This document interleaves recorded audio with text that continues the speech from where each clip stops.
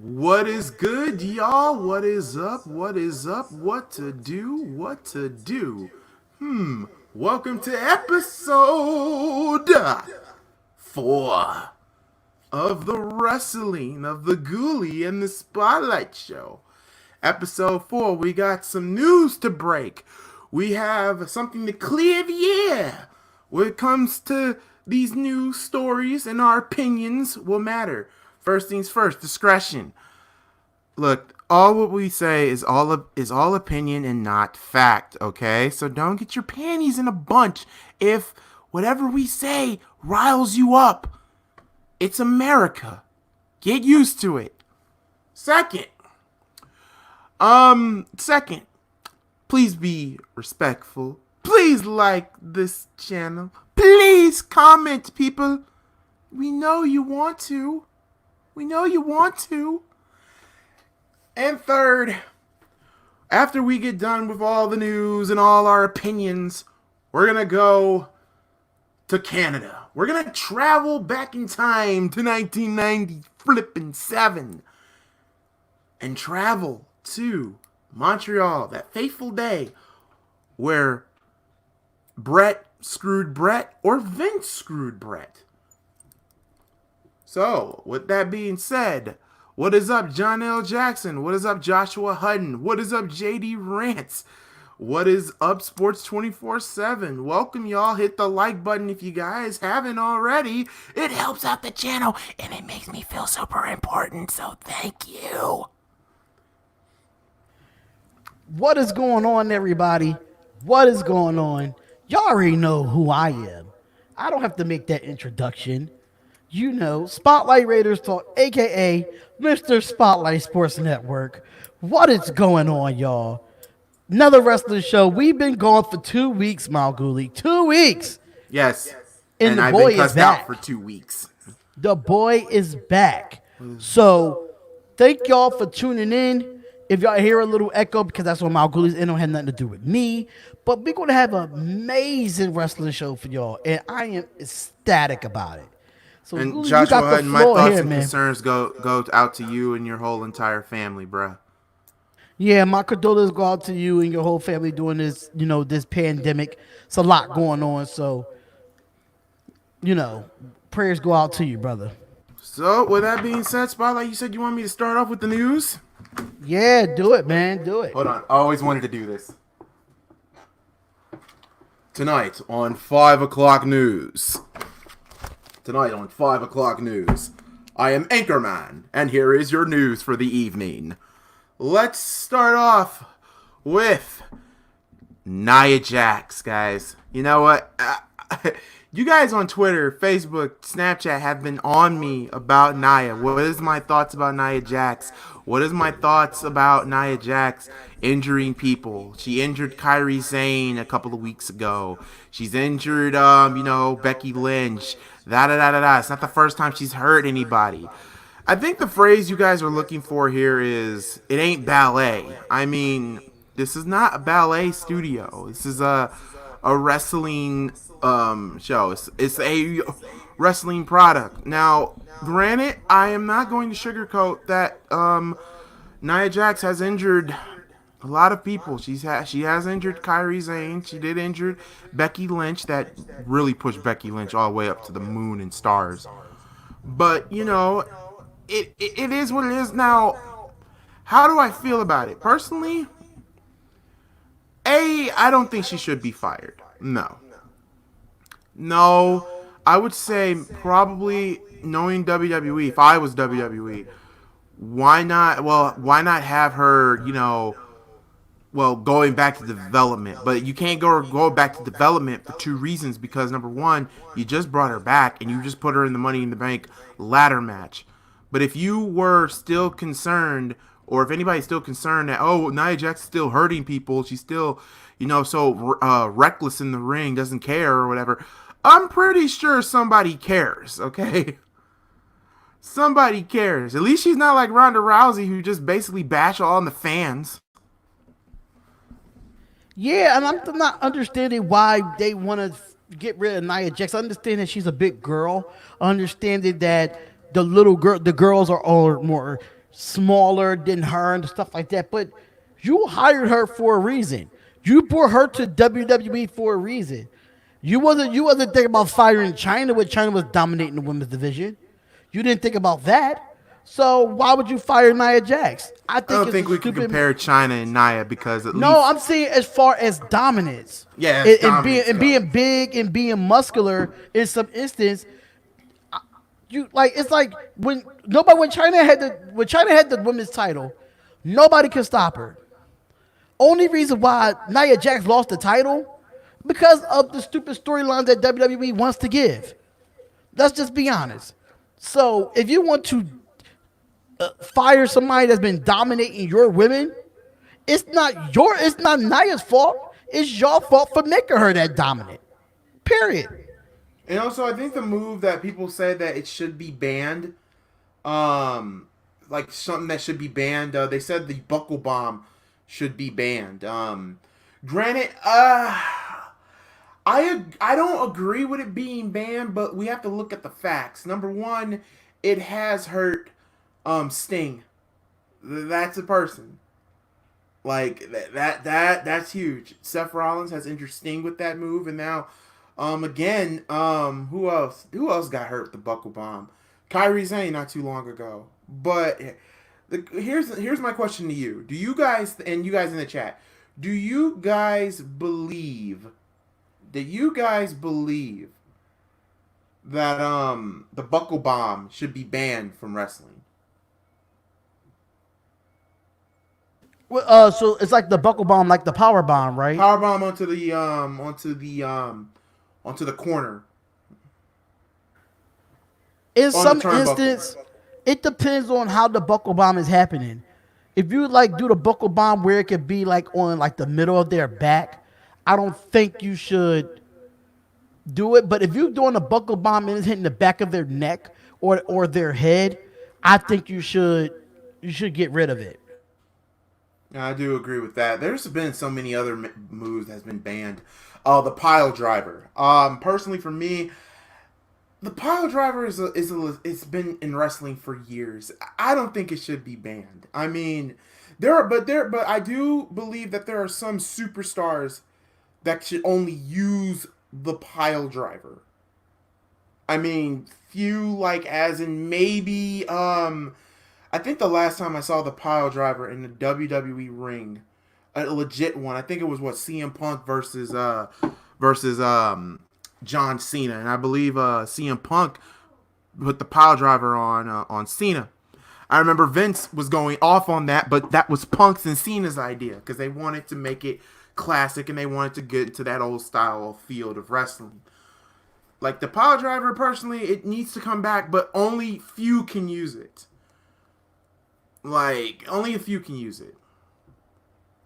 Okay, wait a minute. Somebody also said, wait a minute. Well, Seth didn't get banned when he did it to Sting, so why Nia Jax? Shaking my head. I agree with that. No move should be banned. Wrestlers should get together and discuss what they're comfortable with before a match. Unban all the moves, though. Oh, I will agree on that. I agree.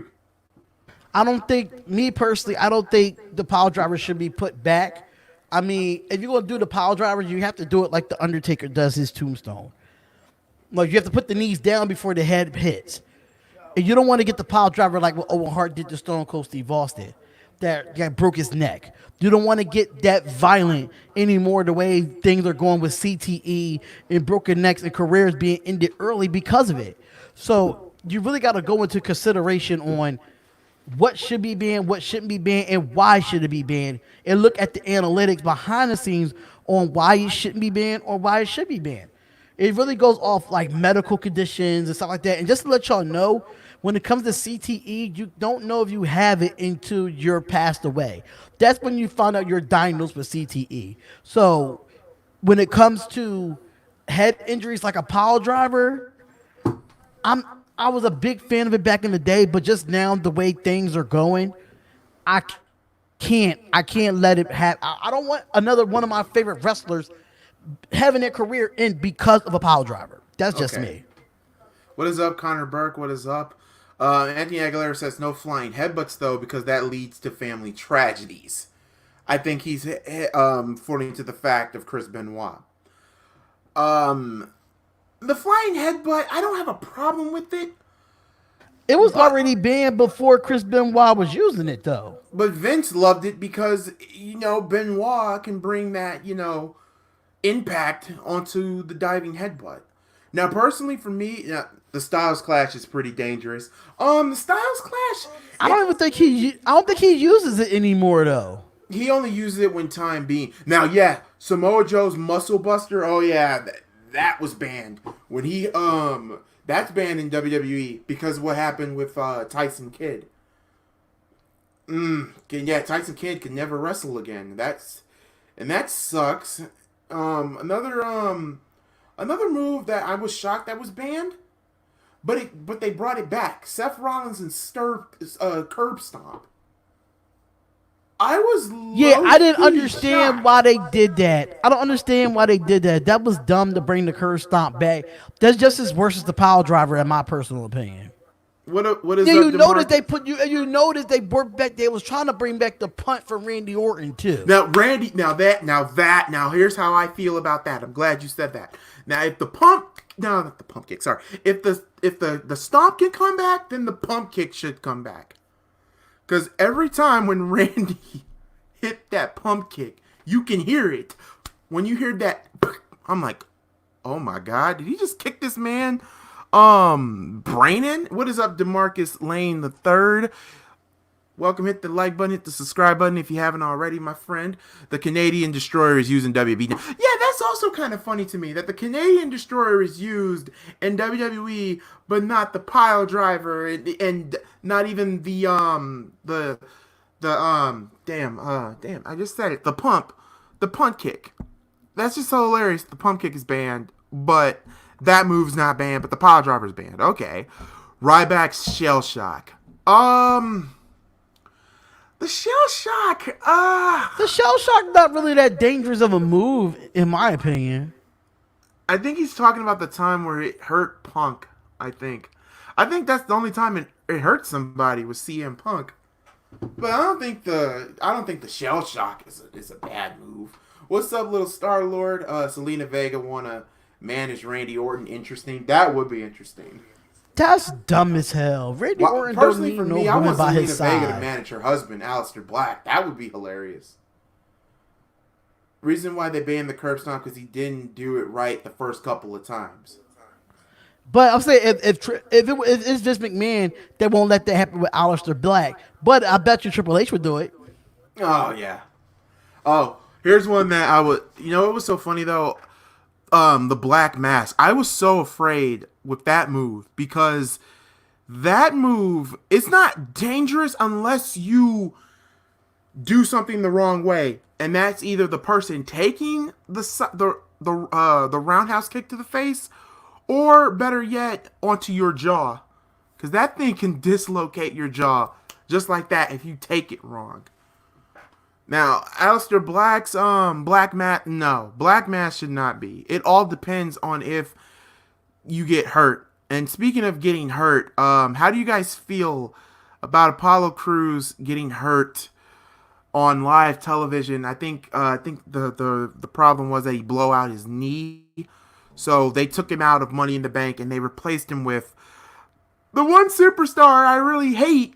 Probably my top 10 of most hated in this era, Jinder Mahal.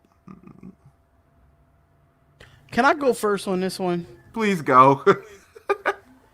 Why in the fuck you have Jinder Mahal replace Apollo Crews? Out of all these wrestlers that you fired, you could have used them instead of Jinder Mahal. Are you kidding me right now? I'm gonna feel like JD from NY. I swear to God, because I have a funny feeling. I'm gonna say it in the way that he says it on his show. It fucking sucks. It fucking sucks that you had Jinder Mahal come back to give you the worst fucking ratings in Monday Night Raw history. Really? Out of all the goddamn wrestlers you have on this roster, from SmackDown to NXT, and you pick Jinder Mahal. And I'm sorry, I am not a fan of Sweet his gimmick. gingerbread Mahal. I'm not a big fan of the Maharaja gimmick. So, let me say this. Let me do this. So y'all going to bring the Singh brothers back too? Oh, God, they better not, because they were annoying as hell, too. Okay, wait a minute. Hold on. Let me do it. Dimaja, risponde per foglietta stili haronji, ma dedici, ma Jinder Mahal sucks, people. I hated Jinder Mahal when he won the damn WWE title. I hated the fact that he beat Shinsuke Nakamura at SummerSlam. Who beat him? Was it AJ Styles? And I can get it that WWE only did it to please India. I understand that. But at what cost? You made Randy Orton's title reign the most forgettable. I won't even say the most forgettable because it's going to be remembered because Jinder Mahal won a title. Jinder Mahal went from 3MB to modern day Maharaja. It's not believable for him to be WWE champion, United States champion, even though they put the belt on him. Thank God that didn't last. That made sense. Intercontinental champion? Okay, that makes sense. Why not build him from the bottom up? No, you just throw him into the main event. You just throw him into the main event scene. You guys made JBL's title run look like a field day, a Christmas day in Wonderland. Because Jinder Mahal's title reign sucked. I can't lie. I would rather have JBL title run before I have a Jinder Mahal. And that's a fact. And personally, every time I look at JBL matches, I think about it. JBL was not that bad of a WWE champion. He really wasn't. You didn't like him, though. I try to tell y'all that JBL was not bad of a WWE champion. You just think that he's annoying. But he had the right character for it, and he was the right champion for it. But Jinder Mahal, what the hell are you doing, bro? Go retire somewhere. JBL was a great champion. JBL was interesting. At first, I hated it because I really wanted Eddie to have a long title reign. But JBL was actually, he did what he had to do. And that is, you're a heel. You're supposed to make me despise you. And Jinder Mahal, you're a heel. You're supposed to make me despise you. I'm not supposed to make Three Stooges reference like, I'm not supposed to do that. You're supposed to find a way for me to hate you as a heel. That is your job. And if you can't do your job right, so I can't, it's just, my God. It's retarded, man. And watch. Hell. But I'm going to say this right now. If Jinder Mahal, and this is another rumor, so Jinder Mahal is supposed to take on Drew McIntyre at SummerSlam. No. I'd rather see Kevin Owens versus freaking Drew McIntyre. I want a babyface program. You don't even have to do a heel babyface or babyface turning heel scenario. This is what I wish WWE would do. We haven't had in a while. When's the last time you ever had a solid match that was babyface versus babyface and no BS was a part of it? A lot of people are going to say Austin and Rock at WrestleMania 17. I can agree to you with that. But here's what one problem is. Austin turned heel on his own hometown, even though the fans didn't really catch it. But I'm talking about, what if we had like a Hulk Hogan Ultimate Warrior thing? Babyface versus babyface, no heel turn, is just a good story here. Because it can work. You just need a good story to follow it. I think WWE definitely went away from that babyface versus babyface, and it brought a lot of viewers in when they were doing that. Like, then everybody say, "Oh, everybody has to be a heel now. Everybody has to be a heel." That's the problem with the WWE. Everybody has to be a heel. Wrestling in general. Everybody can't be a heel. Just prime example. We all waited for Bayley to become a heel, and it's just not working out for her. Some people to try to turn heel, it just don't work out for them. Like, you see how Sasha didn't stay heel for long because it did not work out for her. She's a babyface. So wrestling got to go back to the basics, man. They have to go back to the basics. Like, listen, two baby faces can put on a hell of a match, and nobody's going to turn. Undertaker versus Period. Shawn. Yes, that's a perfect babyface match. But at the same time, Shawn Michaels was kind of a heel in some of his matches as well. I have a feeling speaking of Brock Lesnar is actually could be done with WWE. Rumor has it could be a year. Man. Yes. He might take a year off. Yes. And if he takes a year off, holy crap. Yes. Yes. I will be like that guy right there. Yes. Hell yeah. And also, Joshua Hutton, bro. No, it wasn't Joshua. It was Eli. Eli Washington, bro. I'm going to agree with you. Spotlight's gonna hate it, but it's the truth. I actually think if they're not. A lot of people are saying, let's be real. In Money in the Bank, a lot of people are saying they want Aleister Black to win the thing.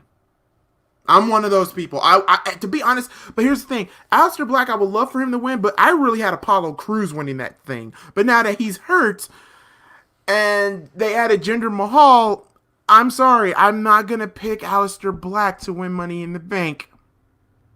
Absolutely not. Because WWE, as much as I would love Aleister Black to win Money in the Bank, trust and believe I want that to happen. But WWE, this is what they want, and this is what they want. Instead of having what the fans need, this is what WWE wants. And what WWE wants is to, well, Spotlight's going to hate it, but you know what? It's I can see it happening. See, if I say his name, he's going to explode. Okay. The person I believe that will win Money in the Bank, it will be none other than Baron Corbin. I think you're going to say, what? Baron Corbin will win Money in the Bank. Fuck. I told you. Now, the reason why in my mind I'm saying Baron Corbin is because, well, let's be real. When's the last time we ever had... Who is the biggest heel right now in the company? Personally, it ain't Baron Corbin. It's Baron Corbin. I would say Seth Rollins, but I'd say Seth Rollins is your second biggest heel.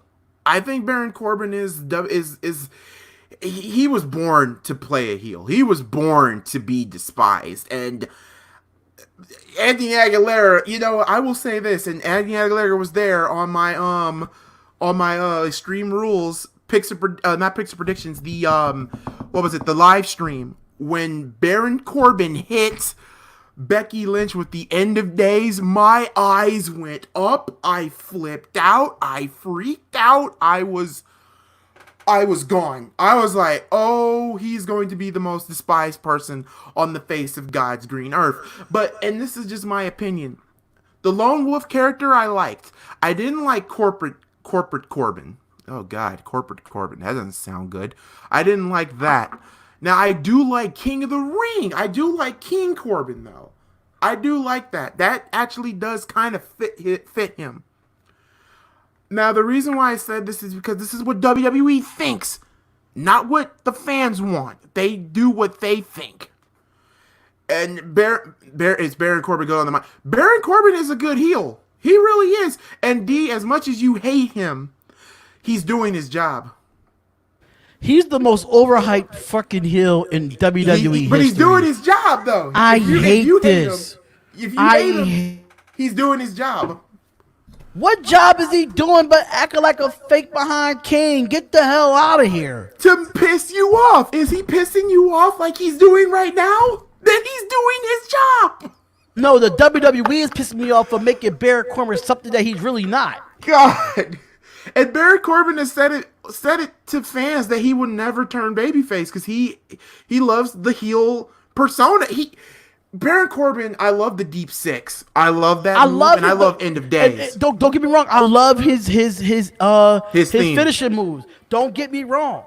I just don't like the gimmick for the hill. So like the king. I just don't like so the like gimmick. if it was Lone I Wolf, Baron understand that he Corbin. won King of the Ring and all that, cool. But now it's time to dial. What month did he win King of the Ring?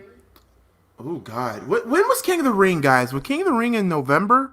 I'm pretty sure King of the Ring was in November last year. And you're still putting on this persona as King Corbin, and we are about to be in May.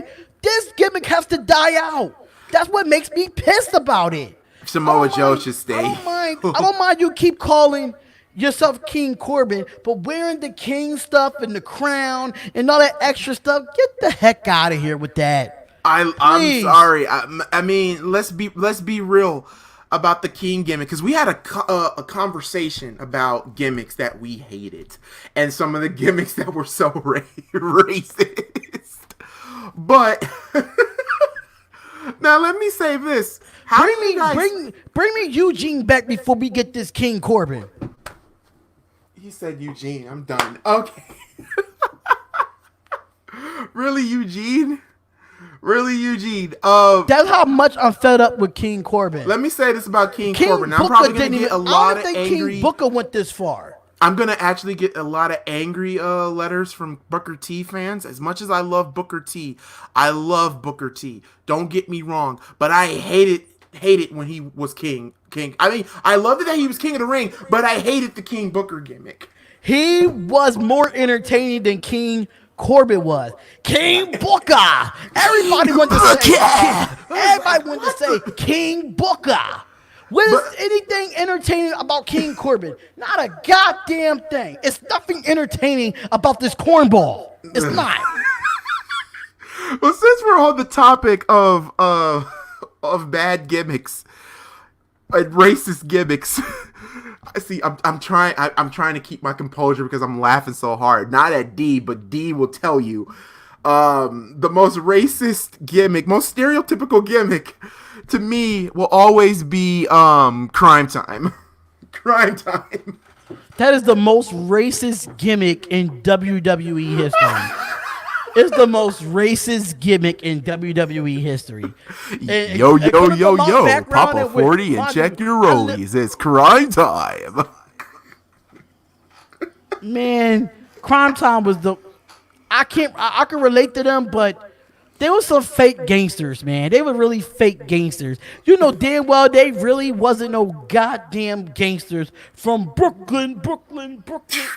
We're bringing the hood to you. We're bringing it. I was like, what?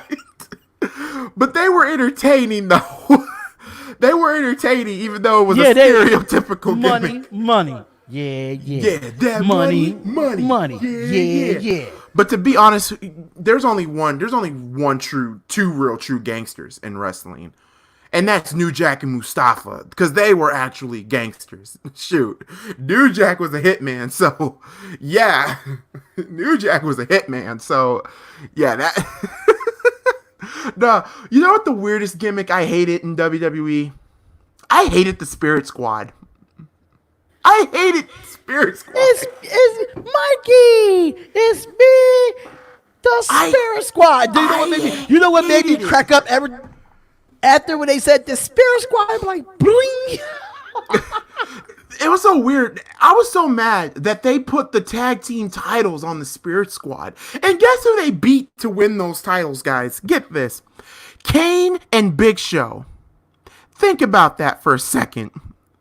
So you want me to believe that some freaking cheerleaders can beat a red freak from hell and a giant that makes the Giants from the New York Giants put to shame? No way. The only one that succeeded out of the Spirit Squad was Dolph Ziggler. It's Dolph Ziggler. Believe it or not, though, there's only a few from that group I liked. And believe it or not, it wasn't Dolph. I actually thought WWE was going to put their money on, and I thought it was going to be Kenny Dykstra. Because Kenny... They did him dirty. They did him dirty. I mean, granted, even though he left because apparently rumor has it that he was getting engaged to Mickie James, and he found out that Mickie was trying to cheat on him with John Cena. Come to find out, that was true. Yes. soap opera in WWE. I swear. No, literally, Mickey James was being this is so. the number one rule in WWE. You don't date. Don't date the women's wrestlers, because you're all gonna get screwed. No. You see lately. You see what happened to Corey Graves, right?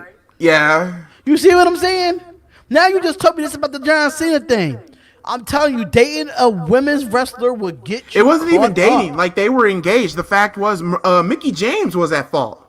Because apparently Cena knew she was getting married. And Cena told officials about it because he felt uncomfortable working around Mickey. Because Mickey was starting to become obsessed with Cena.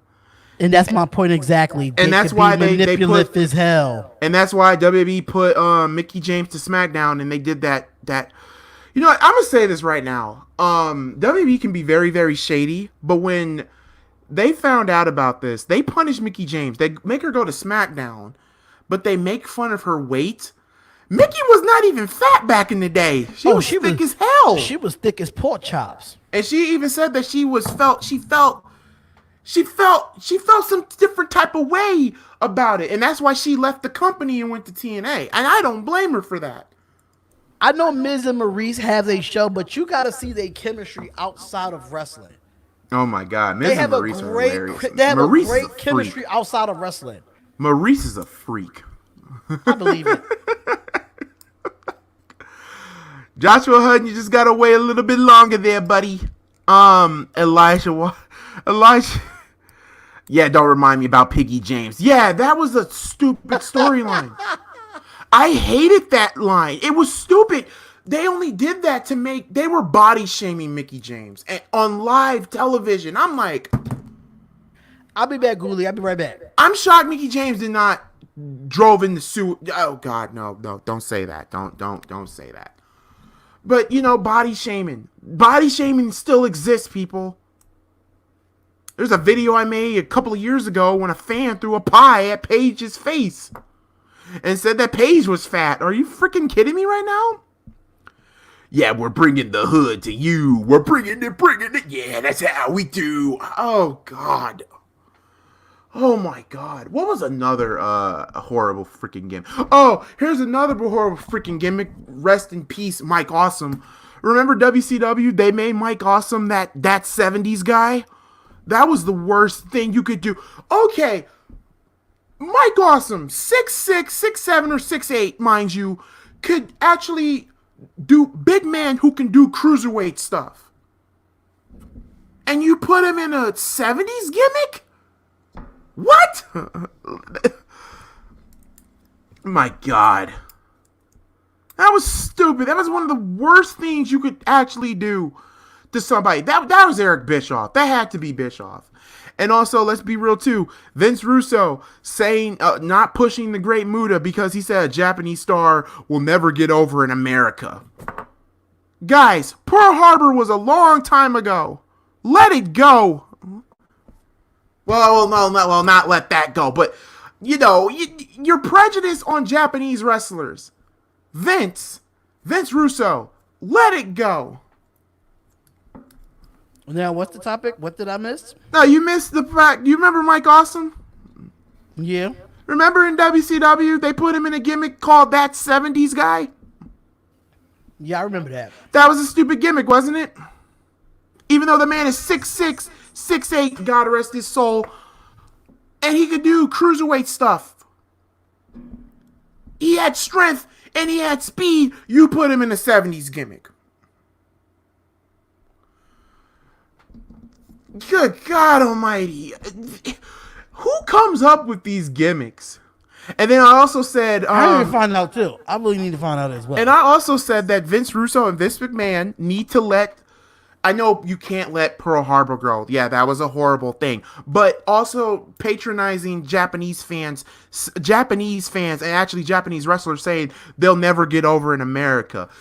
WTF. Japanese superstars can get over in America. You know that, right? I'm sorry. Vince Russo. Oh, God. We got to talk about Vince Russo. That'll probably be episode 5 next week. Because I really want to tear him up. No, that's part of the Montreal screw job. Yeah, true. So, part 2, Vince Russo next week. Billionaire Club versus 2000. Oh, my God. Okay. Oh, God. Oh. Okay.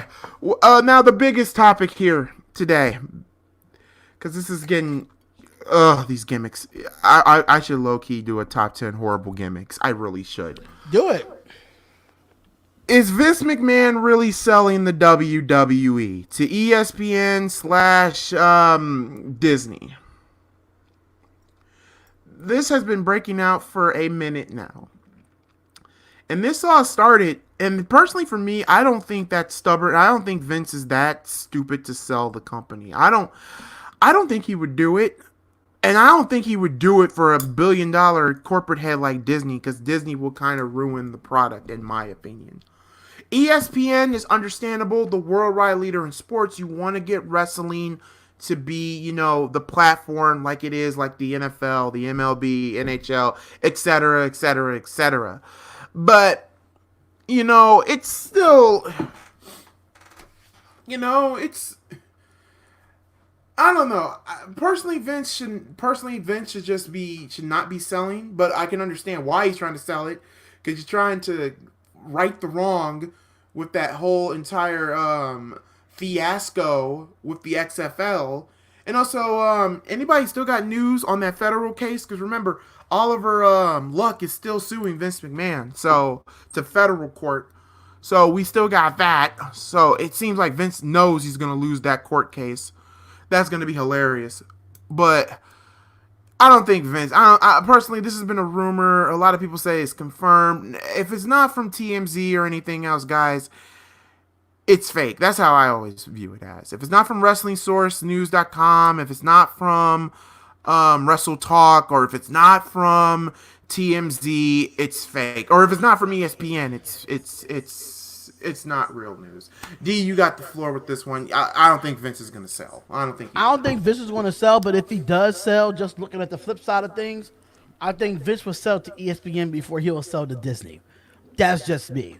I just feel like he wants to be a part of that ESPN Plus, which is something like the WWE Network in some instance. And then instead of paying $10 and some change a month, ESPN Plus is making... it's like $7.99 a month, but you got millions of people that love wrestling, so you're going to make whatever you missed out on the $10.99. You still going to make that money regardless. Making much in profit, and that's what Vince. Yeah, you're making much in profit. About Vince, but Vince loves that money. It's profit. That's what WWE is, a business, and all they focus on is profit. But yeah, and I have to agree. So me personally, do I think he's going to sell it? I think he's not. That's just my personal opinion, but if he does, ESPN is going to be the number one runner for it. Just learned they created Undercover Brother 2, and it's on BET Her. God, I don't want to talk about that. But anyway, yeah, I heard about Velveteen Dream. I talked about that. ESPN would make it better. I do agree with that. ESPN would make it better, but why would Vince sell the WWE? That's a good question. I mean, personally, now this one is a fact. Who's taking over booking? Now, this is a fact. Vince will not be taking a part of the booking no more. He's not going to be the one that's booking the show. He's not going to be the one to make the creative decisions. It's going to be Triple H. Now, that is a fact. Triple H will be the one booking and JD, the reason why WWE, he wants to sell WWE because he wants to get more. He want to get more out there. I understand he's out there naturally. He want to get more exposure from the sports community. They consider wrestling as an entertainment and not a sport. You see what I'm saying? So that's why ESPN wants to probably buy the WWE. But I wouldn't mind that because I still consider wrestling as a sport. You still have wrestlers get injured every single time.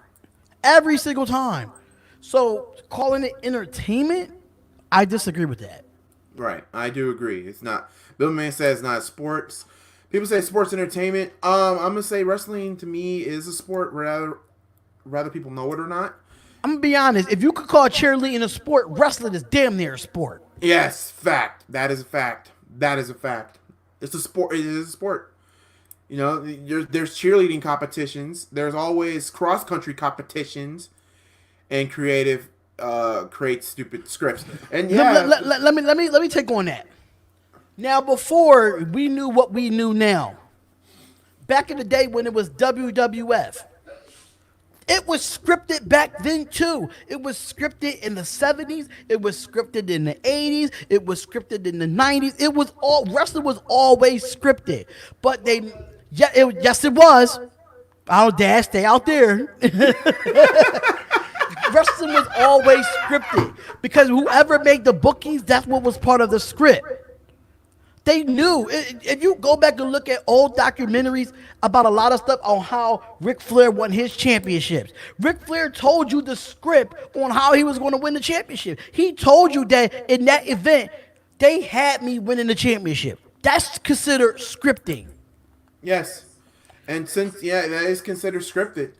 Now let me say this: wrestling as a sport, it is a sport because you do get hurt, you do get injured. Yes, it is already pre-drawn to see who wins. It's already that, but also you can't fake getting hit with, like, let's be real, especially back in 2000, you really can't fake the fact that, well, fake going through a table or 8 tables. You couldn't look the fact, like, ECW is a great example. Granted, ECW was scripted, but at the same time, they were doing stuff legit that, hurting themselves for less money, just for entertainment for the fans. I mean, if you don't believe me, there's been a lot of, I got the ECW documentary, and you can ask D. I have the whole ECW collection in my whole entire room. I wouldn't say all sports is scripted, Damian Estrada. Yes, we have our reasoning of stuff can be rigged. I would say that all sports have parity. Yeah, I think certain sports is rigged and certain sports is scripted. I think wrestling is scripted. Don't get me wrong; it's always been scripted. But when it comes to like major league sports, this shit is rigged. Rigged and scripted is two different ways. Like, you can't script. You can't script the NBA. Me, you can't script the NFL. You can't script baseball. Yeah, you can't script baseball because you got to take it back a little bit further. Because, a lot of people used to gamble when it come to baseball and whatnot. Gambling. That's, and all that. But another one that really gets to me, and D brought this up when it comes to with rigs and whatnot, the NBA. Now, why I say parity. Parity is always in sports. Especially in the NBA.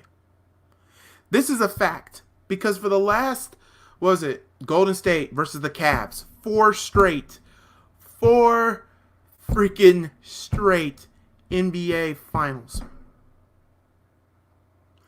There was too much parity. And if I can quote Urinating Tree without looking up on my phone, it's head and shoulders above everybody because one has the greatest player in this generation, and the other team became a super team because Kevin Durant is a spineless snake. This is where almost like 90% of the teams are tanking for the number 1 draft pick. That's not a healthy leaves. That leaves like mostly 90%, like I said, of the NBA teams are literally just giving up from the get-go. And it was really true. Parity kind of died in the NBA last year when it took just one man that made the NBA the way it should be, and that is in 2s. Yeah, you can have some 3s, but back in 2s, and that's Kawhi Leonard beating the juggernaut, which was the Golden State Warrior Giant. So, like, back in the day, like, when LeBron won, like, even if you guys even say before the Golden State super team, when LeBron James went to Miami, that's when that parity started. That's when the parity started for the NBA. And everybody can get on Kevin Durant saying he's a snake and da-da-da-da this and da-da-da-da that. But let's be real. LeBron James was the one that started that super team nonsense. Am I right or wrong? I mean, you got some instances in that, but we don't want to get off topic True, 'cause but that's this is a wrestling show. But I do want to pull up this one here. We missed this question. It says, MalcGoolie and Darren, what do you think about the Drake Maverick stuff? He's still in NXT. I think it's all scripted. personally for me. You know, I've been hearing so much about that, and he won his tournament match. Personally, a lot of people say backstage that Drake Maverick is the most respected wrestler in that NXT locker room. But in the NXT locker room, or just in a locker room in general, especially in Impact. So I don't think WWE does have a good talent. I do love Drake Maverick, but in my personal opinion, and I'm probably gonna get burned by Drake Maverick fans, I don't want him to win the Cruiserweight title.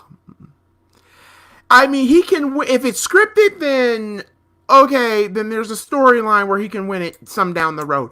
But if it's not scripted, and if he's actually leaving, then okay. But personally, I want Isaiah Swerve Scott to win the thing. That's my opinion. I want that man to win it. But that's just a personal opinion. But to me, I think it's scripted because he's respected in that locker room, and there's been rumors that he could be a part of the creative team. So he does have a wrestling mind. So I will give him that. He runned off to AEW. Have you seen R-Truth? I have not seen R-Truth. Ortiz says you're wrong. Boston was. Boston was the first super team. Shoot, I mean, but that's another story for another day. But Boston. But the thing about that is, I want to read. Boston was the super team, but that was through trades. That wasn't through trades. That wasn't through like free agency. That was through trades. Right, Chris Bosh, and LeBron chose to go to Miami. Kevin Garnett and Ray Allen had no choice because they got traded. That's a difference. Yeah, and I think everybody's agreeing with me. DeMarcus and Elijah. I believe Isaiah Swerve Scott should be the next Cruiserweight champion because that dude can cut a promo. Iris of Vlogs, I don't know why you didn't get a notification, bro, but you guys got to hit that bell. I don't. YouTube is weird lately, so you got that. So Damian Estrada says, "What's your thoughts about Curtis Axel?" It sucks. Curtis Axel is gone. He's been released from WWE. It sucks. It really does. And personally, for me, I don't think this one is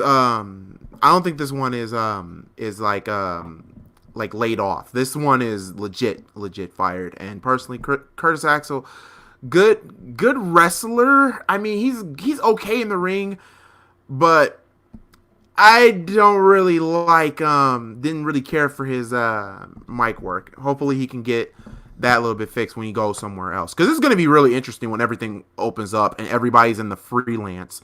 So when everybody is like legit back and they go to ROH, New Japan, AEW, it's going to be very interesting. Wrestling will get very much more talked about. This is what makes me mad about all.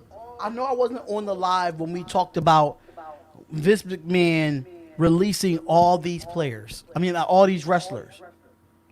This is what happens when you have a 3 branded in your company. This is what happens when every year you want to have like a Mae Young Classic or some type of tournament to be the next thing.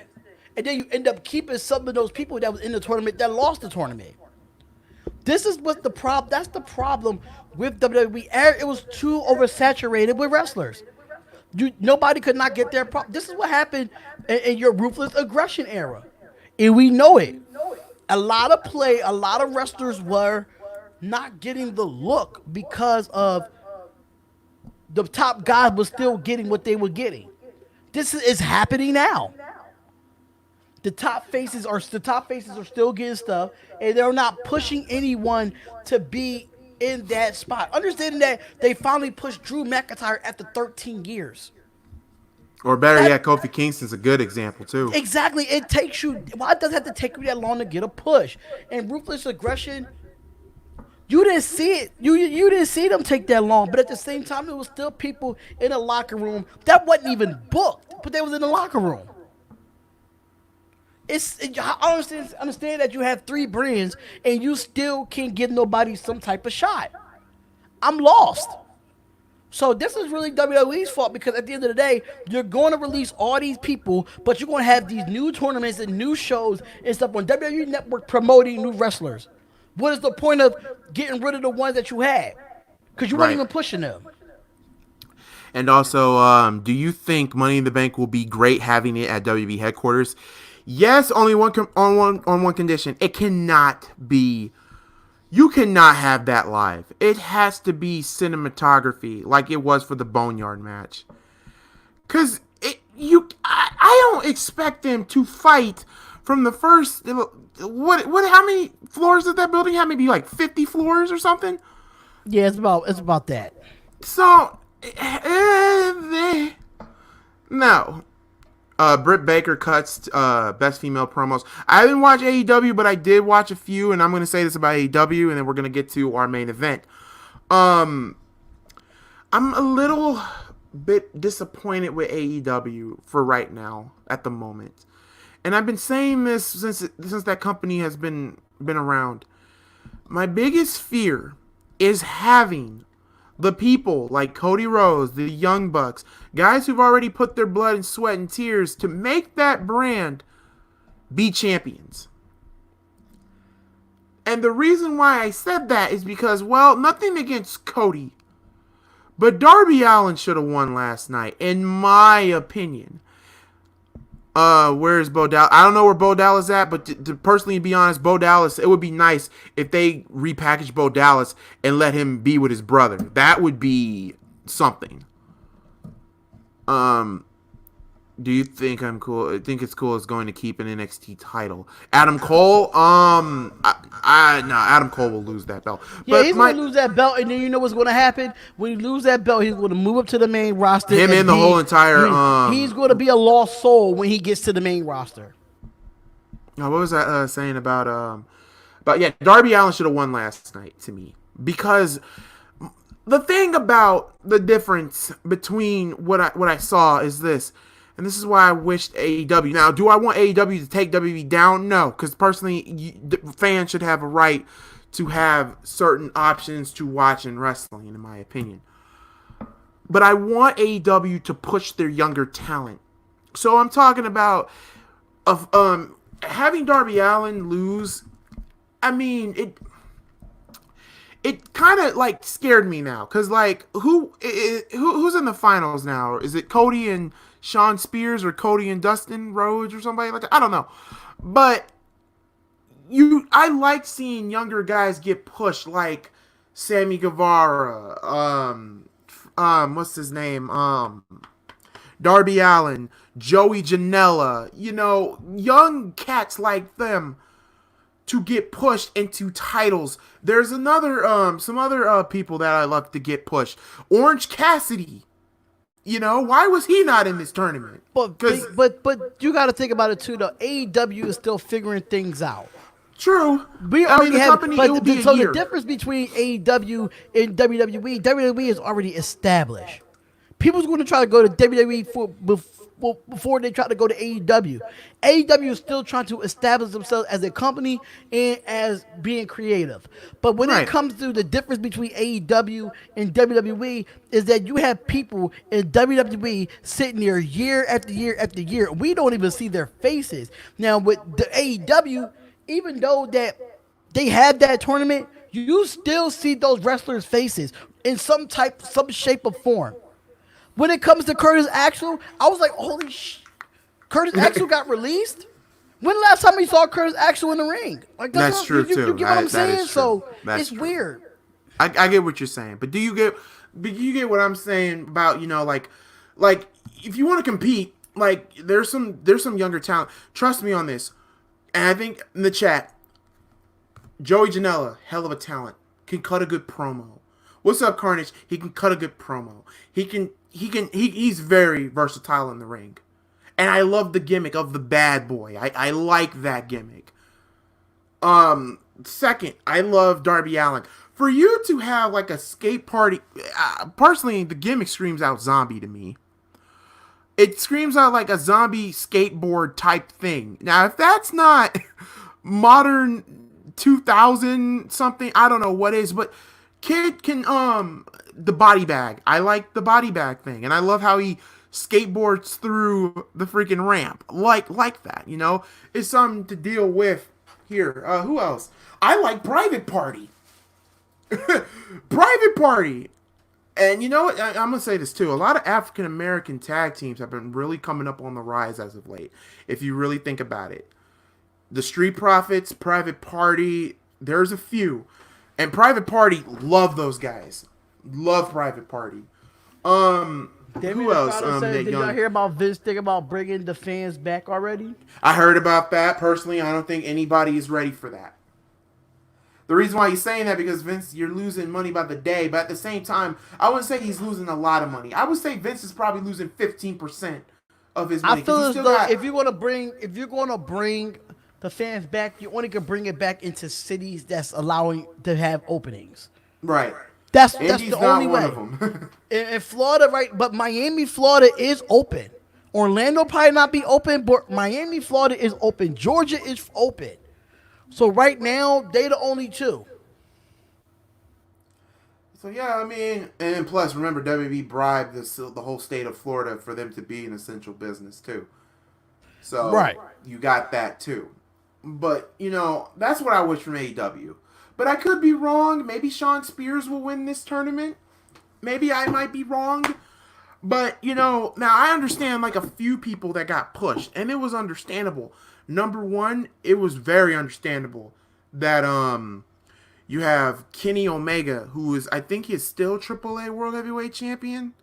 I think he is. And then he's also in what is it? Also what, tag team champions as well. He's understandable. We got to think Harlem Heat. Yeah, I understand Harlem Heat, but I'm talking about now. When's the last time you ever had like an African American tag team that was after Harlem Heat? Not that many.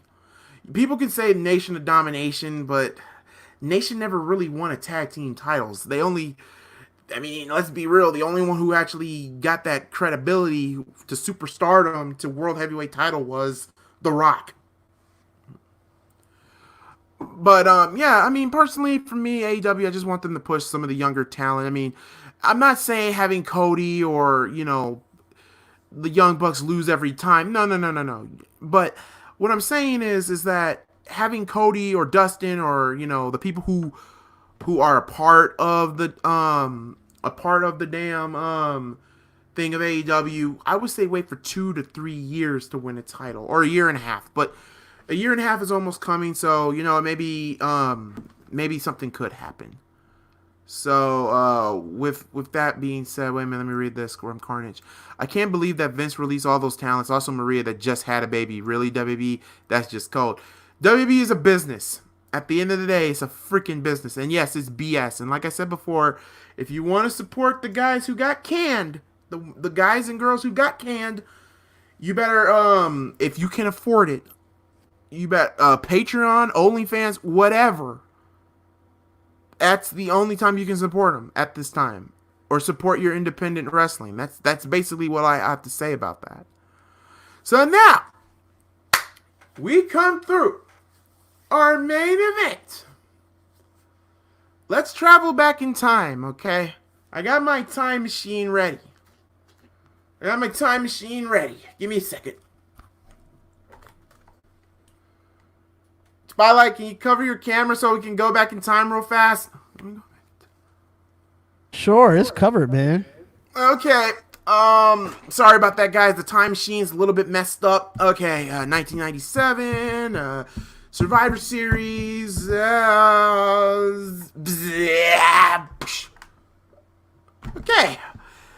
1997. Basements. Before wrestling became wrestling. Okay. Anyway. The reason why we're traveling back in time when the Bears were good. The Bears were horrible in the 90s. Bad joke. The Patriots won't be great this year, though. That's the funny part. Yeah, that's a fact. Now, We travel back to 1997 because, you know what, D was the one that brought up this subject. And that was the Montreal Screwjob. And since, you know, he brought up the subject, I'm going to let him have the floor with this one. So, before we get into that, when the Raiders were good, it doesn't matter. We had a way better draft than y'all, and y'all don't have no quarterback, so shut your face. So, you know, I love you, Billman, man. You know I got to talk trash to you. But it goes off of the documentary that I found on actual, on Viceland, you know, behind the scenes of, like, wrestling. But they did a documentary on the Montreal Screwjob.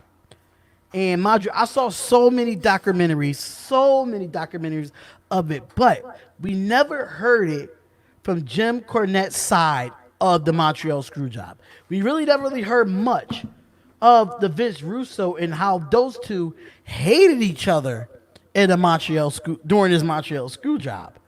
So this what made me bring it back up, because it's a lot of stuff that was, you know, not told to us in the WWE documentary of the Montreal Screwjob. Why do you think we didn't see Vince on this documentary? Why do you think we didn't see Shawn Michaels on this documentary? But we saw Bret Hart. We saw Jim Cornette. We saw Vince Russo. We saw everybody else but Vince and Shawn Michaels. But without further ado, I sent the link to MalcGoolie, and he watched it. So, let us know how you felt about that documentary, bro. Personally, for me, I have been covering the Montreal Screwjob for a while. And everybody knows this. And I have supported Jim Cornette through everything. I even came up in Toe Spotlight out of top 5 booking committee, top 5 bookers and writers. I put Jim Cornette on very high on that list. I didn't have him as number 1. He's my top 5. Vince Russo, on the other hand. Vince Russo, do I hate Vince Russo? No, I don't. But Vince Russo has come up with so much stuff that literally killed the business. Like, literally exposing the business. And to believe it or not, there's probably going to be a watch-along where I actually watch along a pay-per-view without trying to hurt myself with a hammer on how many times he tried to expose the business. Now, the Montreal Screw, there's no secret, guys. Jim Cornette and Vince Russo hate each other. Well, Jim Cornette hates him. Hates Vince Russo with a passion. And I'll give Vince Russo credit. Here's one thing what you do about a guy who hates you so much. You just ignore him. But you can't ignore all the stupid stuff that Vince Russo has done. Like him winning the WCW World Heavyweight title and all that. But now, let's be real. This all started in a room. Okay? DeMarcus Lane, I am a Jim Cornette fan. You can ask majority of my whole entire chat. I'll be right back, bro. So since I got the floor, let me say this, okay? When it comes to, you know, this match, it gets down to Showtime, and it's revealed that Shawn was never going to put Bret over. So Bret was pissed about that. Bret said he wouldn't put Hunter over. So Shawn wasn't going to put Davey or Owen over. And Bret's leaving to take a job from going from $1.5 million a year to $2.5 million a year. Meanwhile, Shawn Michaels is pissed off because he's getting mad because the money started coming up on his guaranteed contract. Shawn was making around like what? $750. Not $750, Steve. Sorry, 6 figures. $750,000. Okay, I'm bad when it comes with that. But there you go with that. He was making 6 figures. Shawn, on the other hand, Brad, on the other hand, was making millions. And Shawn, and let's be also real, Shawn Michaels also had these personal issues. Let's be real. Shawn was on drugs. He popped pills. He went out partying. And let's be real, a lot of that was due to the fact that he also lost Hall and Nash. Shawn was a miserable SOB to work with. And if you don't believe me, I got a perfect SummerSlam match for you to watch, and that's Shawn Michaels versus Vader at SummerSlam. Because Shawn Michaels, believe it or not, Shawn Michaels was not supposed to win that match. Vader was supposed to win that match at SummerSlam, but Shawn Michaels, being unprofessional, being popped up on pills and whatnot, he was just a miserable ass to be around, especially when Diesel and Razor left. And I think it was at the time, SummerSlam 1997, where Shawn Michaels' contract was up. His contract was up. Shawn didn't even want to come back to WWE. He wanted to low-key go to WCW. There was even a picture of him wearing a Outsiders t-shirt. An Outsiders t-shirt. Because he was going to go to WCW. Can you imagine if Shawn went to WCW in 97? Think about that. But anyway, Vince McMahon had to pay Shawn Michaels all of the money. Shawn was making, what, 6 figures a year? Now Shawn is getting, what, almost the same contract as Bret. Like 1.5 million. Because the money, John L., the money. That's how Shawn stayed. Because of the money. Money talks, people. Money freaking talks. And I'm got some good videos for you guys to hear. Please subscribe to Good Mic Work, okay? This dude is one of the reasons why I got into YouTubing in the first place. So Good Mic Work, we're going to go to his SummerSlam memories, 1997, okay? And I'm going to skip the part around 1997.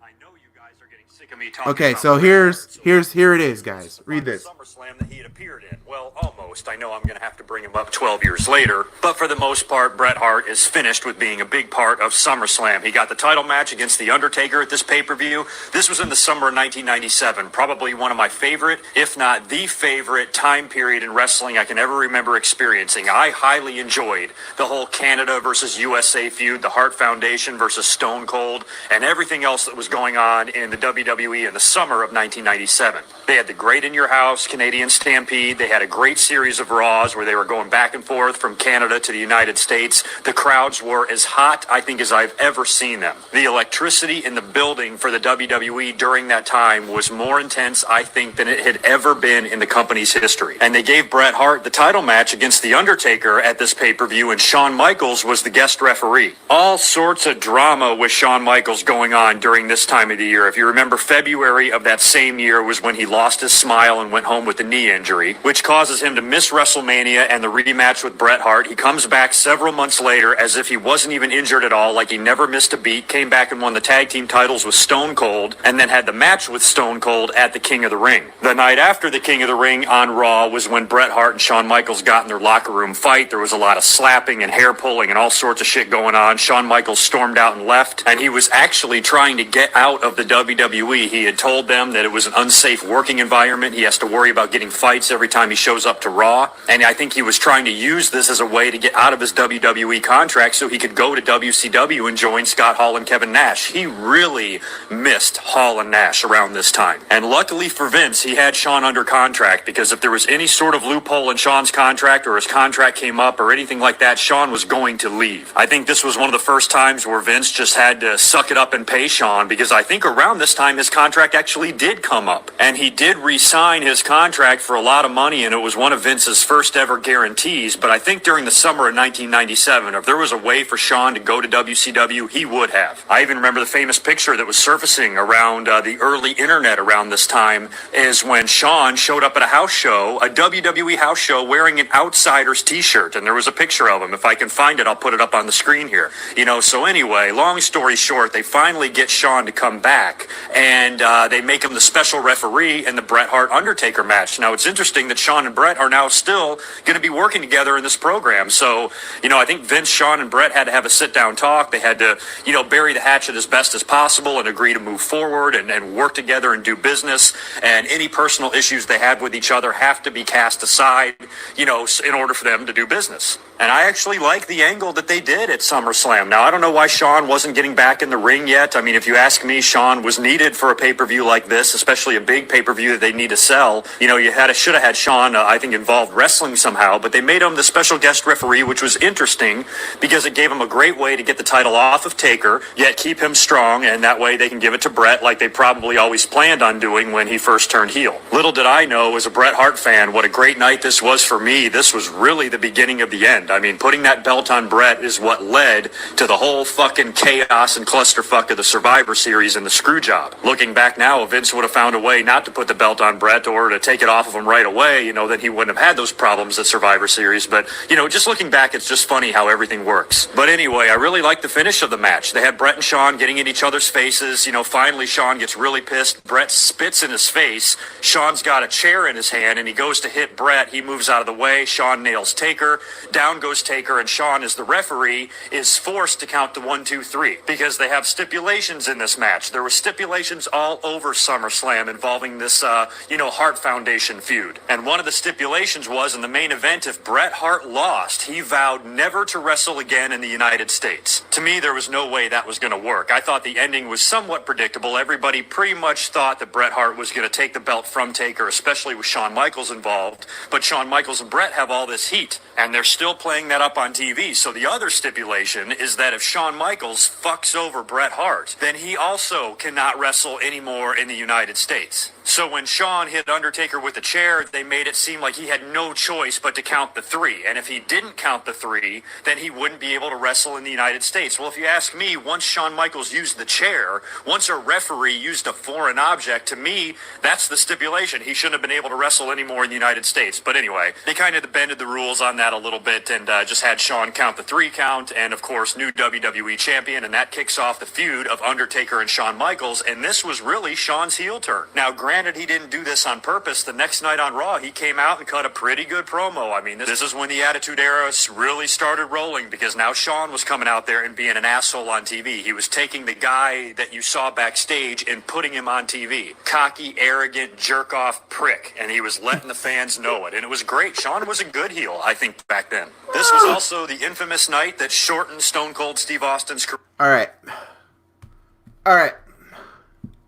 So, with that all being said, I felt so bad for Undertaker that night.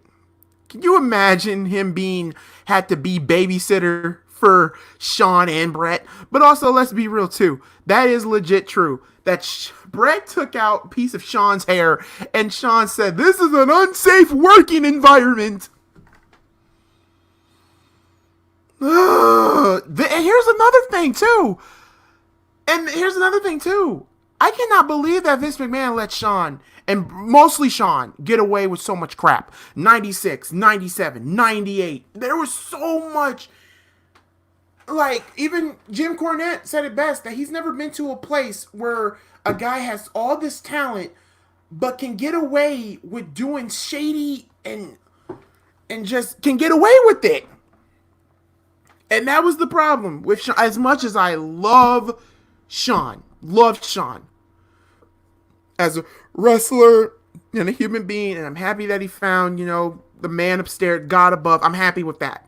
But back in 96 and 97 and even 98, oh God, they were, oh. And now here's another thing that also nobody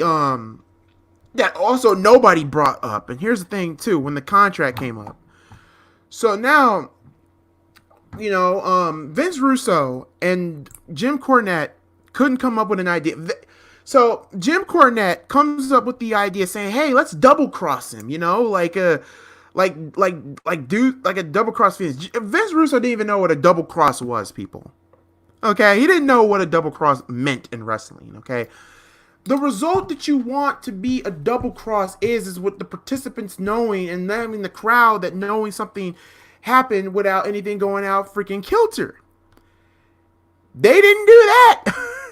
They went with the work shoot double cross, where the participants knowing, except the guy who was getting screwed, didn't know till afterwards.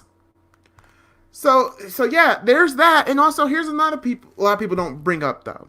Around when 3 days come around, here's what what they wanted to do, and this is what Jim Cornette told Vince. Why would you think to put the freaking belt off of him when you freed him up to negotiate with Bischoff so he can go to WCW? And this was a whole cluster jump from the whole cluster jump. So to make it more make it more interesting, because Spotlight and he was kind of shocked. Spotlight was kind of shocked that I brought up this man who could have been WWE champion. Personally, for me, in my opinion, it should have been a triple threat match for Survivor Series. Now, I know a lot of you are going to say, oh, so Shawn versus Brett versus Taker. No, Taker was still feuding, still having, getting the fruits of his viewing with Kane. So you couldn't do Kane. A lot of people say, what about Stone Cold Steve Austin? True, but Austin was still doing his thing with Owen Hart. I think it was a Survivor Series. He was still going. Yeah, still going on with that feud with Owen Hart at the time. Yeah, with Owen Hart. So now you guys are saying, okay, if not Austin, if not Taker, who else? Nobody but Ken Shamrock. Here's the reason. Jim Cornette wanted to do a triple threat match for that match at Survivor Series. And this is what would have happened, okay? Apparently on Friday, this was in Canada. It was in a house show, and this was legit. Shawn versus Brett. Okay, Shawn versus Brett. Shawn said, no, I'm not going to let... no, it's not Shawn. Brett said, no, I'm not going to let Shawn beat me in Canada. So, okay, so you can't let him beat you in your country. What about Saturday Night in Detroit? Brett said that doesn't work. Now, Saturday Night in Detroit, that was Bret Hart versus Ken Shamrock. This is where Brett was going to drop the belt to Shamrock. They were actually going to do this on a house show, on a Saturday night house show. But get this. Brett said no because they already, promoted the pay-per-view of Bret Hart being champion. And Brett said, hey, if you let Ken win this belt, it's going to, let all my Canadian fans down. Because Brett, took himself so seriously. He took himself seriously. And remember, they gave him that belt. Brett thought it was, he won it on his own. No, Vince made Brett the Hitman Hart. And he broke him. Just like that. But also, he was going to have Shamrock beat Bret Hart. And Shamrock would have been WWF champion. And I think 9 times out of 10, if that was to happen, Shamrock would have pinned Bret Hart instead of Shawn Michaels, because Shawn Michaels wouldn't like the idea of, I'm getting pinned, I'm not going to show up the next day. And that was Shawn Michaels' MO. Every time when he lose a big pay-per-view match, he would never show up. But anyway, yeah, that was the idea. But Brett said no because, it would let all the Canadian fans down. And personally, that's how you would have got out from the Montreal Screwjob. Nope. Well, the Montreal Screwjob, and people might disagree with me, and people might disagree with certain things I'm about to say. This was all Bret Hart's doing. This was Bret Hart's. This is Bret Screw Bret, and I don't care what nobody say, because of I don't care what nobody else say. Bret Hart could have just given up the title. But it was so many scenarios that was brought to Vince Russo and Cornette to make sure this thing happens. And Bret Hart refuses to not go with any of the scenarios that the WWE wanted to come up with.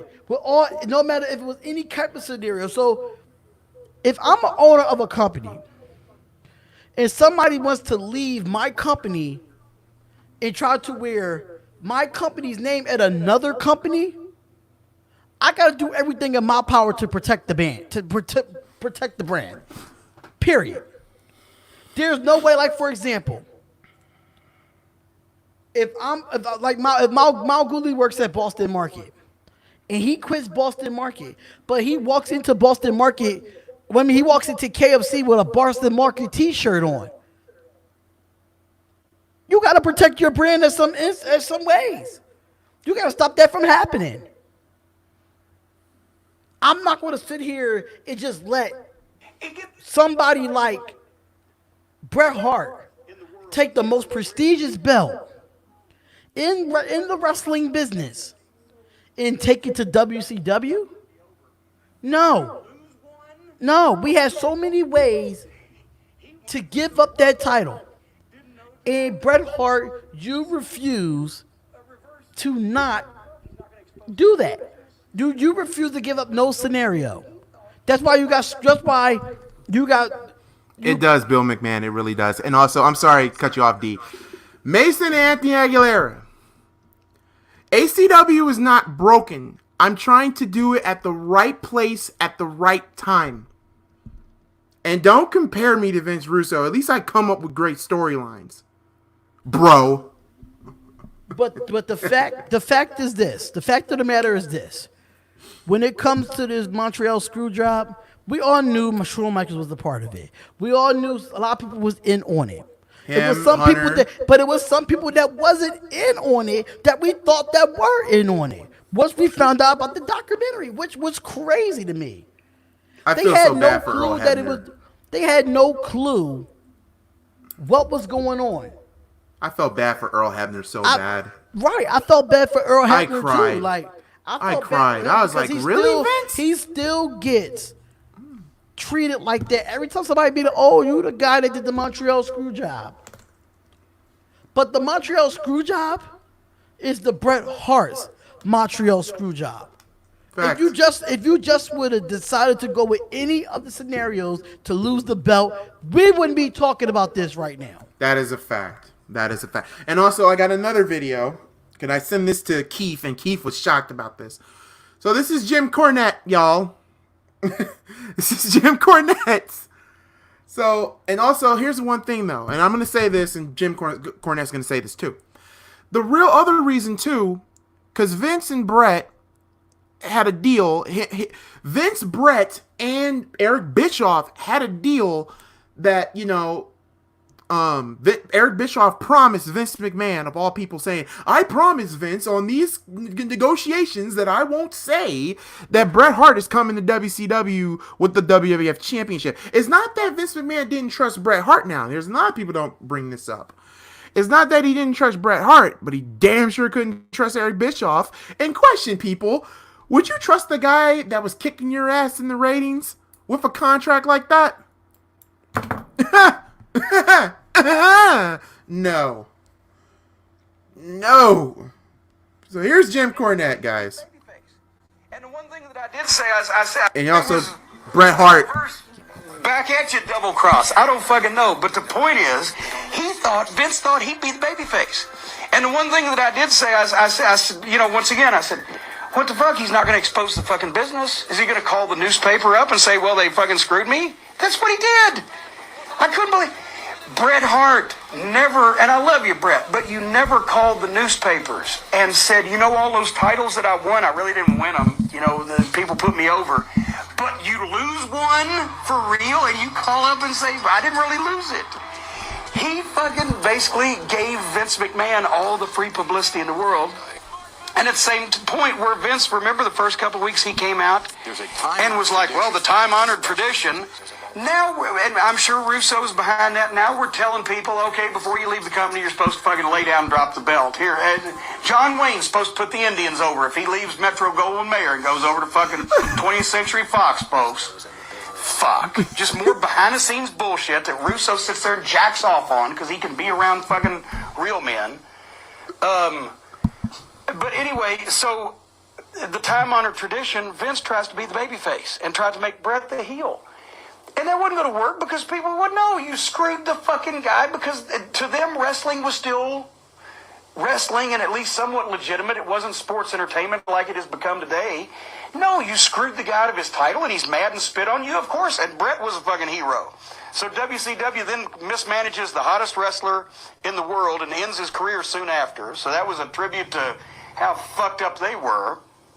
Meanwhile, Vince is smart enough after 2 or 3 weeks of trying to be the babyface and people going, no, fuck you, you fucking asshole. You're the boss and you stole this guy's belt and screwed him around.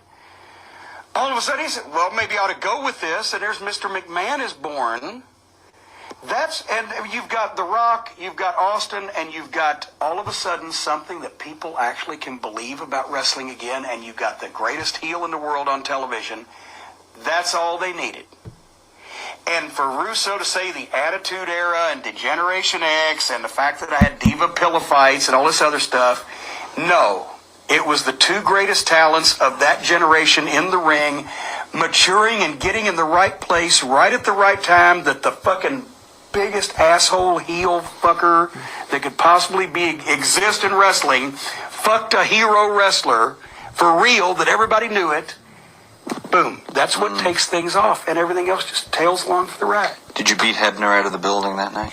Yes, as a matter of fact. As soon as they did that, I didn't even wait around for the fucking monitor trashing and everything. I said, something's going to happen, I don't want to be around. And then sure enough, as a matter of fact, Mick Foley, I've said this many times, the nicest guy in the wrestling business, too nice to be in the wrestling business, didn't come to TV in Ottawa, was upset. I love you, Cactus, but you were upset that a promoter would fuck one of the boys.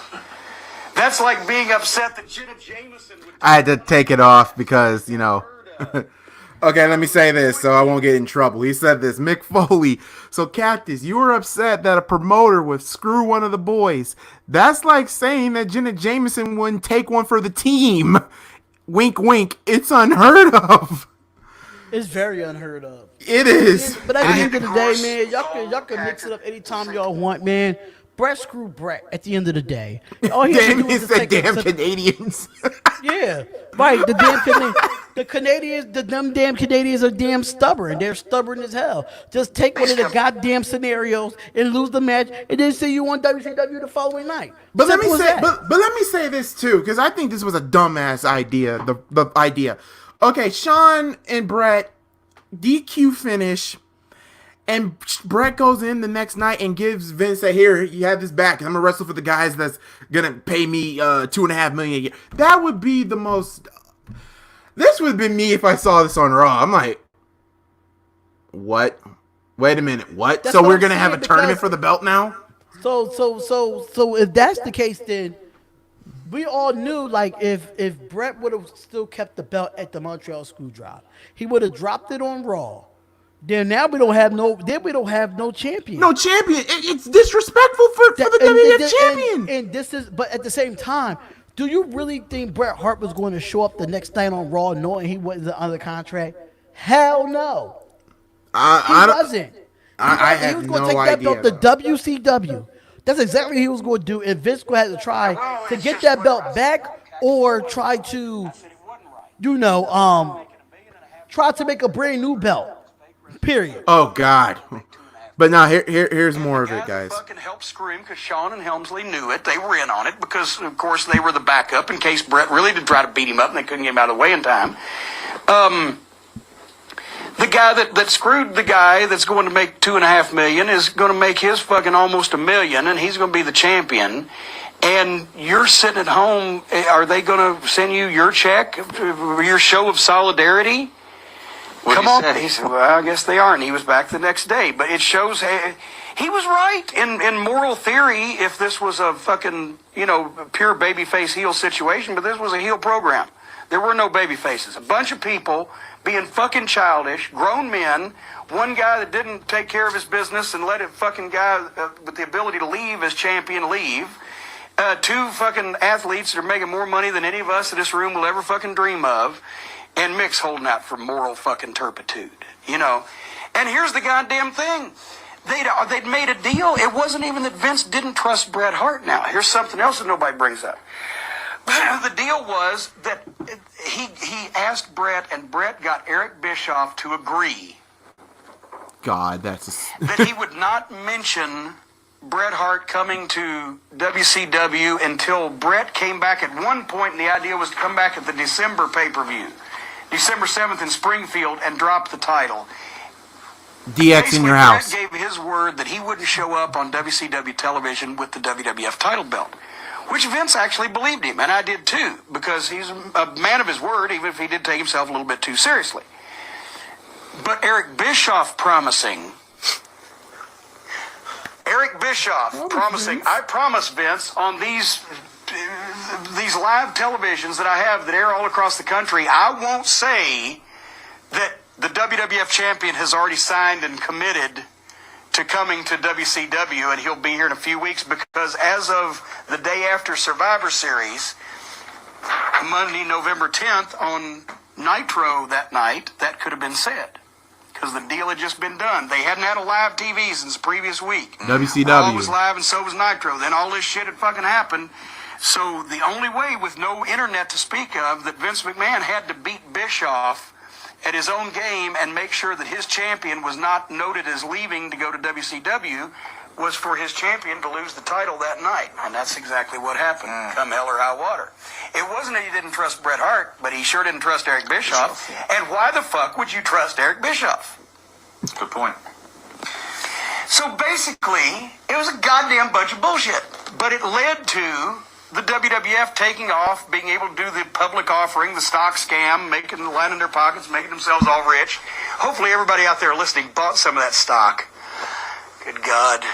And that's Jim Cornette. That's why, you know what? Say what you will about Jim Cornette. I had a video with Vince Russo, and he talked about that he was the one that created the Montreal Screwjob, and him and Mick Foley got into it. Taker was about to punch Vince Russo in the eye, but no. According to Mick Foley, Foley said in himself, and he told Vince Russo, if you are the one that decided to do that to Bret, you should be ashamed of yourself. And then Vince Russo gonna say, you know, he started crying because, you know, Vince, like, let's be real, Mick Foley is the nicest man. He is, guys. Mick Foley is so freaking humble. I would love to be trained by Mick Foley. At every other trainer, Mick Foley would be the one I would rather train with. If he can take bumps, that is. But yeah.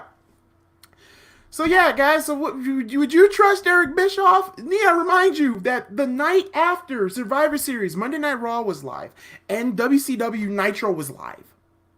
Eric Bischoff could have literally said, walked into the ring the first night on Nitro, saying, "We got somebody coming. We got somebody coming." And there won't be a wink screw job with this one. He will low-key say, if they would have did that DQ finish, he would have low-key said Bret was coming to WWE and take the WWE title to WCW so they can put it in the trash like they did with the women's title. But the problem with that is this. Back then, in that era, we didn't have social media, so we didn't know. We didn't have internet. We really didn't know Bret Hart was really going to WCW until that night that he got screwed. We did not know. Nobody knew. Let's be honest. We did not know. There was no internet back then. There was no social media. There was no Twitter. There was no Facebook or none of that. So when it comes to Bret Hart, all you had to do is just regularly lose the belt and then go over to WCW. I think Eric Bischoff went off the fact that the way that he got screwed is the way that he promoted it. Now, if Bret Hart would have just lost the belt, then Eric Bischoff would have had a build up to Bret Hart coming to WCW. Yep, but no, he could have. But no, it all started with Bret Hart did not want to lose the title To Sean. And here's the thing. You're like, this is a moral story.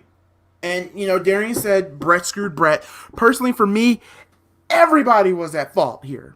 I can't just say all Bret. Well, majority all Bret. Everybody was at fault, but if Bret would have just went if Bret didn't want to do business, then everybody wouldn't have been at fault.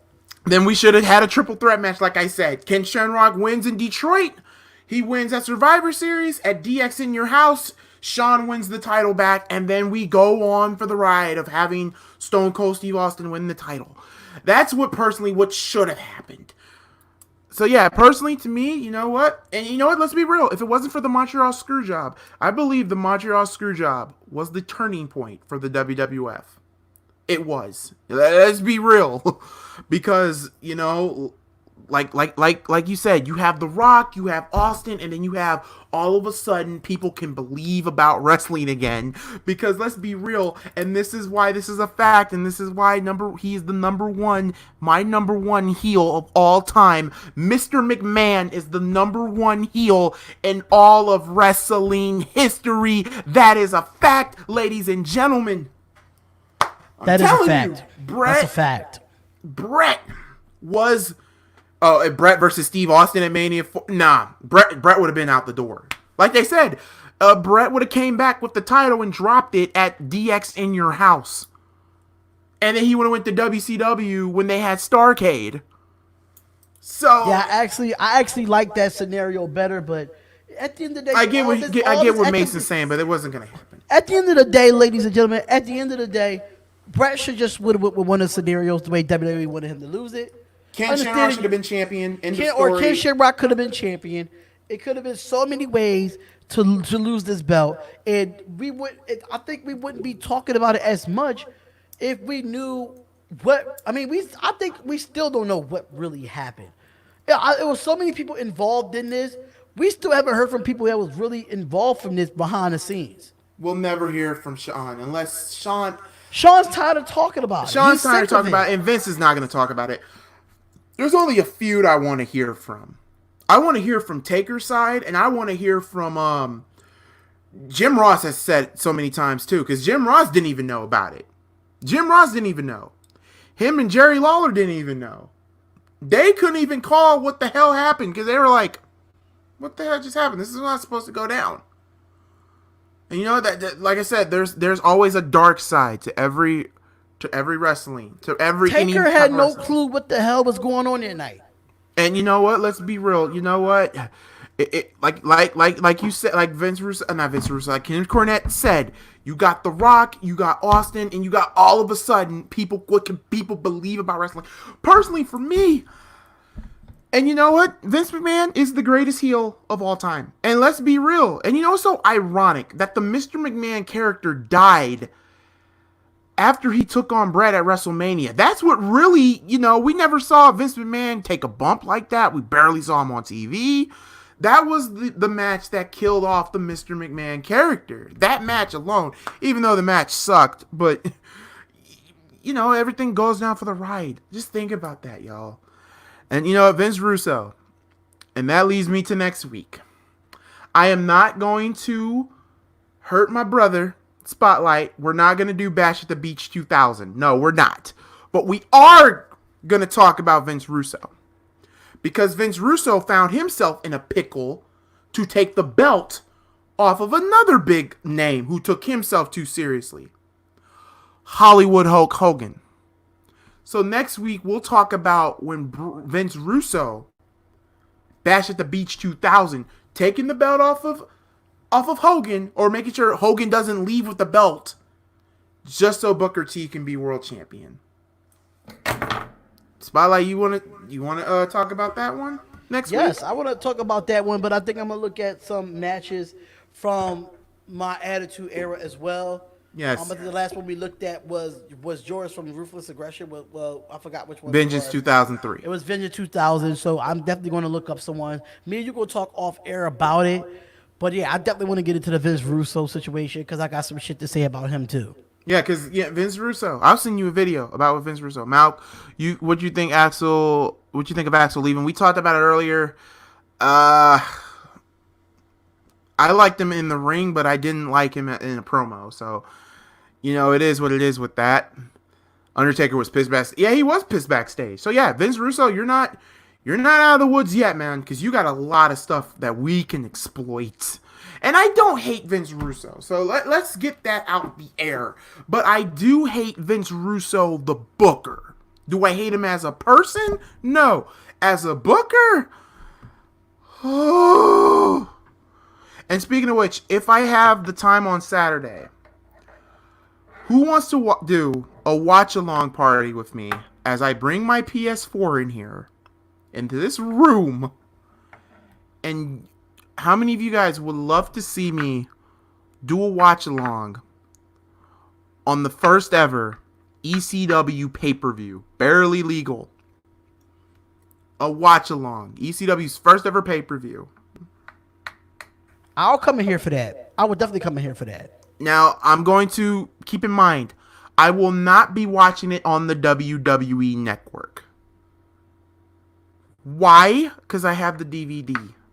And second, I want to have I want you guys, the viewer, to have a ECW experience. Okay, I want you guys to a real WWE, a real ECW experience, not the stuff they cut out on the WWE network. The actual DVD. So I'm going to be real with this. Number one, I'll do a WCW pay-per-view.